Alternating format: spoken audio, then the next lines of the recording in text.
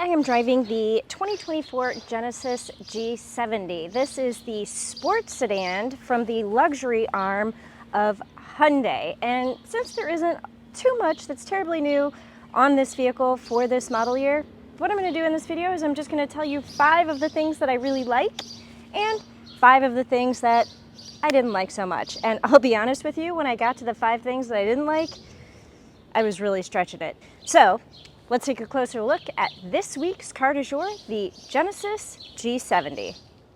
All right, you cannot kick off any like list for this vehicle without talking about the powertrain. This is a twin turbo V6 engine that delivers 365 horsepower and 375 pound-feet of torque. And I just want to say this is amazing. It is smooth, quiet, seamless power, and it is sporty in all of the right places. Driving on the highway, it was a lot of fun, kind of taking those on-ramps and off-ramps a little bit faster than I should have, but it was fun. And doing passing maneuvers on the highway was really easy. Driving in the city, also similarly easy with the stops and starts, and you can change it to a more eco mode if you want to, but why would you do that? Because sport mode is a lot of fun, and even your just general normal driving mode is really good in the G70. So the number one thing, the biggest thing that I like about this vehicle is going to be the powertrain. And I should point out, this is also an all-wheel drive model, so you can drive this in Chicago year-round without any worries. And yeah, I love everything about this right here. I mean, I could stop the video right now because this is why you buy the car. Now, the next thing I really like on the Genesis G70 is going to be the overall styling, both inside and out. And check out this Vatna gray paint. It is pretty phenomenal. But I really like what they've done with this vehicle in terms of, you know, the headlights, the grille, everything about this is incredibly unique. And when you see it coming, you know this is a Genesis, and you know it is the G70. So really liking this exterior paint specifically, and comboed with the red leather that you've got going on here. This is just a stunning combination that looks amazing. I have to say, one of the most remarked upon things about this vehicle with the passengers that I've had during the test week was this red leather and just the interior and how smart it looks. Along with that, the attention to detail is going to be thing number 3 that I really like on the Genesis G70. From the stitching to the piping to the, just details. The details that you see on the steering wheel, on the cup holders, for Pete's sake. Even the little prongy things here, silver inserts, and it's just, the attention to detail is amazing, and every single touch point is solid and beautiful, you know, and I just, yeah, this is an amazingly well-crafted vehicle, and I love every single detail on it. Now I want to talk about something that is usually a pain point for me, but it was not on the Genesis G70, and that is the wireless charger. It actually worked, and it did not overheat my phone. Now, okay, it didn't overheat my phone, but it did heat it up. I left it in here over a 3-hour period, and it didn't stop charging my phone, but it probably didn't charge it as fast as it could. But hey, it charged my phone, and it didn't overheat my phone. So that is the start of a winning combination there. So I didn't hate this, and that actually makes my like list, because usually I hate wireless charging in vehicles. And the final thing that I want to point to that I really liked on the Genesis G70 is going to be the fuel economy. And usually I kind of hate that as well, because automakers always overestimate what their fuel economy is going to be. But the G70 with this 3.3 liter twin turbo engine should get 17 miles per gallon in the city and 26 miles per gallon on the highway, and combined driving is 20 miles per gallon. And as you can see, I beat that. I beat that a lot. And I'll be honest with you, I have actually been sitting in the car with the air conditioning on, so it was probably higher than this before I got started. So, yeah, fuel economy is going to be the final thing that makes my like list. Genesis and the G70 is actually accurate. All right, now it is time for me to dig into the things that I didn't like on this G70. And as I mentioned in the intro, I was really stretching here because you buy this vehicle for the powertrain and the fact that it drives just as good as a BMW, but is going to cost less. So anything else that you're going to see on this vehicle that is kind of bothersome or worrisome or annoying is kind of not really very important. So again, really stretching here for the things that I didn't like. I'm going to start my do not like list with this view right here because this kind of encapsulates three things that are irksome on the Genesis G70. So, you know what? Let's just go from left to right and we'll start right here. This is a weird choice because you have this half digital display that is going on. So your speedometer right here is going to be analog, but your tachometer and your information gauge in the middle is digital. So you can kind of see the outline here. This is all digital. And I don't know why they did that. Like I would have preferred a completely digital cluster or, you know, an analog cluster. So the speedometer also being or the tachometer also being analog with just a little infotainment screen in the middle. But I don't know. I think, well, okay, you know what? I do know why they did this.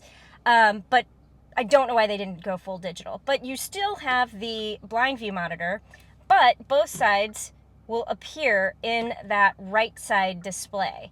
So I think they just wanted to make sure they kept that blind view monitor available, but they did it in, I think, kind of a weird way. In most Hyundai, Genesis, Kia vehicles that have this feature, you know, on when you put your left signal on, you know, the display shows up in this digital display right there, and then, you know, your right side would show up in the right bubble. But yeah, so I don't know. I think this was a weird choice, especially for a vehicle of this caliber.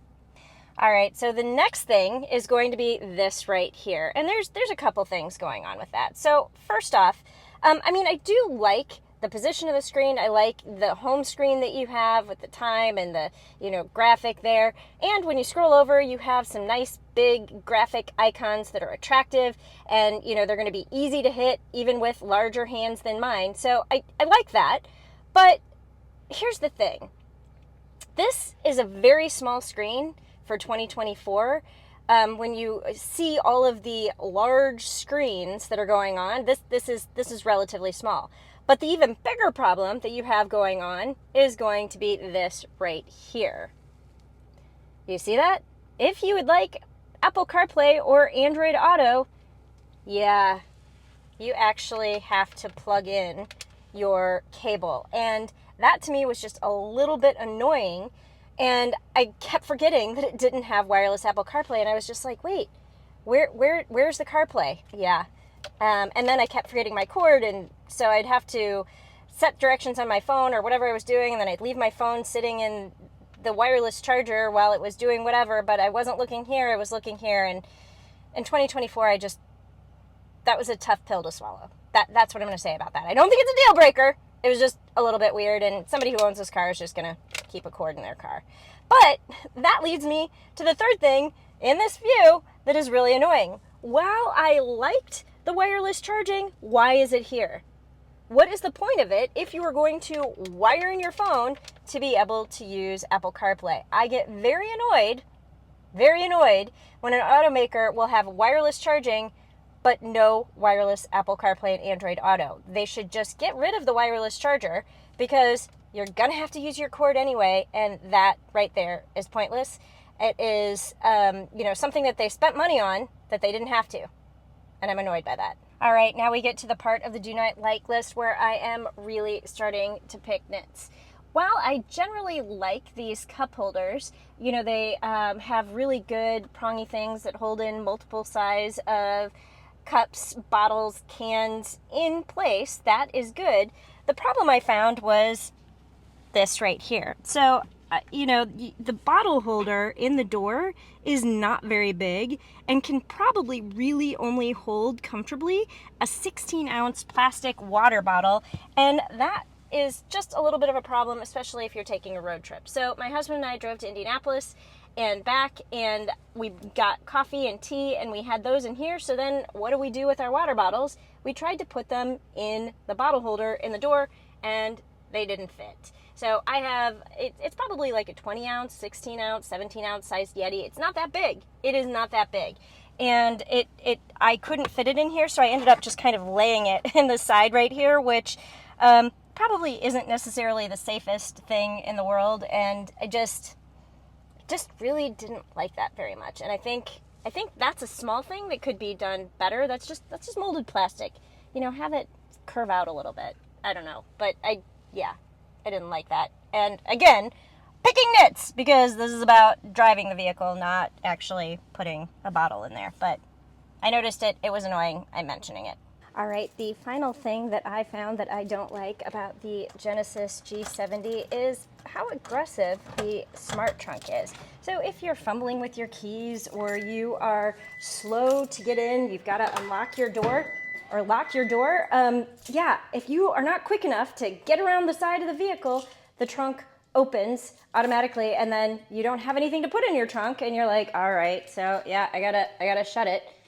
And then, yeah, it's just annoying.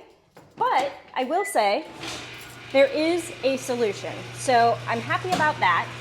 And the solution is you just turn it off. So when you get into the vehicle, pop this out, hit the start button,